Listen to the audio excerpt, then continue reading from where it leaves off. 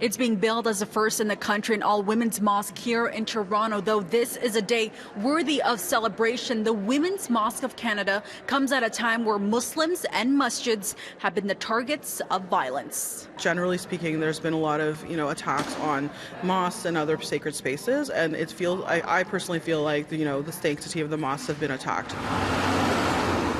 That was the case for a masjid in Quebec, where gunmen entered a mosque, killing and injuring Muslims during prayer time.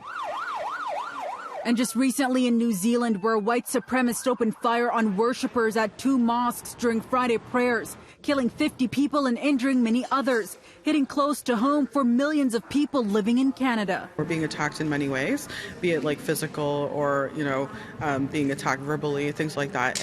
And part of the challenge is that there's no place for us to go where we feel actually, a sense of safety and just wanting to be able to feel safe. How has New Zealand, how has Quebec changed the way you practice Islam?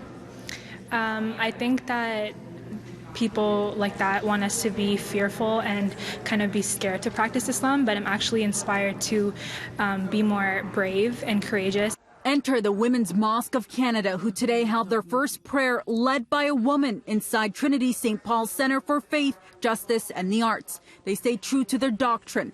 For women, by women, breaking a cultural tradition and possibly marking a historical first in the country, alongside women from other faiths. It's something that I've always kind of dreamed of experiencing, so this is really exciting. What kind of response have you received to this all-women's mosque?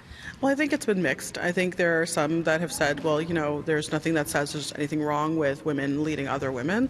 Some are more traditional who've said, well, we've never seen this historically, so why now? Is this really necessary? Islamic tradition will have it that men are the forefront of many mosques, leading prayers, delivering sermons, and they occupy most of the space in the masjid. But Farheen Khan says now women will have their own voices in a space dedicated to safety, where they can also discuss issues that impact them.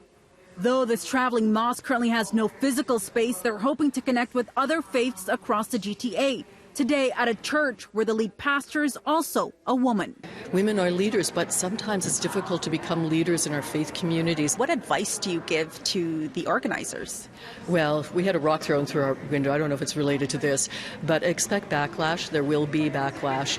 But stand faithfully on the scripture that you adhere to and know that in our scriptures, women are leaders. There is no question about it.